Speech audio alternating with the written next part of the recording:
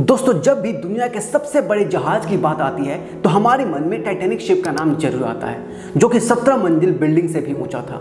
लेकिन सवाल ये आता है कि आखिर इतना बड़ा जहाज अपनी पहली ही यात्रा में पानी में कैसे डूब गया? क्या यह कोई नेचुरल घटना थी या फिर इसके पीछे कोई और कारण था? आइए जानते हैं इतिहास के एक सबसे बड़े मिस्टीरियस घटना के बारे में। दोस्तों, टाइटैनिक अपने समय का सबसे बड़ा समुद्री जहाज था और उस समय इंसानों के द्वारा बनाई हुई सबसे बड़ी चीज थी। टाइटैनिक जहाज को 31 मार्च 1909 को 3000 लोगों ने एक साथ मिलकर बनाना शुरू किया और 26 महीने यानी 31 मई 1911 को यह शिप बनकर तैयार हुआ। यह शिप इतना बड़ा था कि आज के समय के 3 फुटबॉल स्टेडियम के बराबर था और जब यह बनकर तैयार हुआ तो इसे देखने के लिए करीब 1 लाख लोग आए थे। इसके बाद भी इसके डेकोरेशंस और चिमनियां बनाने का काम अप्रैल 1912 तक चलता रहा और इसी महीने इसे अपनी पहली यात्रा के लिए जाना था, जो कि इसकी आखिरी यात्रा हो गई थी। इसमें लगी सीटी की आवाज इतनी तेज थी कि इसे 16 किलोमीटर दूर तक सुना जा सकता था। टाइटैनिक 10 अप्रैल को इंग्लैंड से साउथहैम्पटन से न्यूयॉर्क की ओर रवाना हुआ। एक रिपोर्ट के अनुसार इस जहाज में 3545 लोग सवार थे, जिसमें 2685 यात्री थे और 860 क्रू मेंबर्स थे। इस टाइटैनिक शिप में यात्रियों और क्रू मेंबर्स के खाने पीने का खास इंतजाम था। जहाज पर खाने के लिए 85,000 पाउंड मीट, 40,000 अंडे, 40 टन आलू, 3500 पाउंड प्याज और 36,000 एप्पल रखे गए थे। ये जहाज इतना बड़ा था कि इसे चलाने के लिए प्रतिदिन 600 टन कोयले की आवश्यकता पड़ती थी। इस जहाज का सफर 4 दिनों तक सब कुछ ठीक ठाक चलता रहा।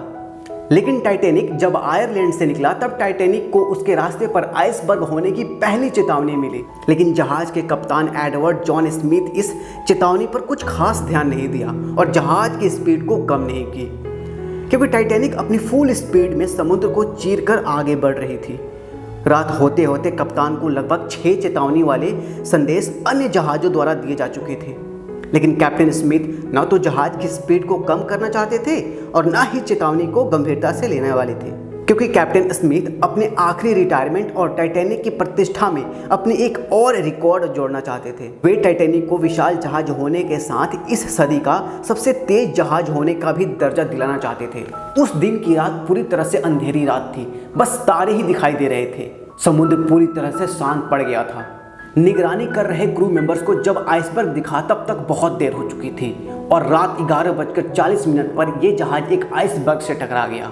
टक्कर के बाद शिप का अलार्म तो बजा, लेकिन जब तक इंजन को घुमाकर जहाज को रास्ते से हटाया जाता तब तक टक्कर हो चुकी थी और आगे का पार्ट पूरी तरह से क्षतिग्रस्त हो चुका था।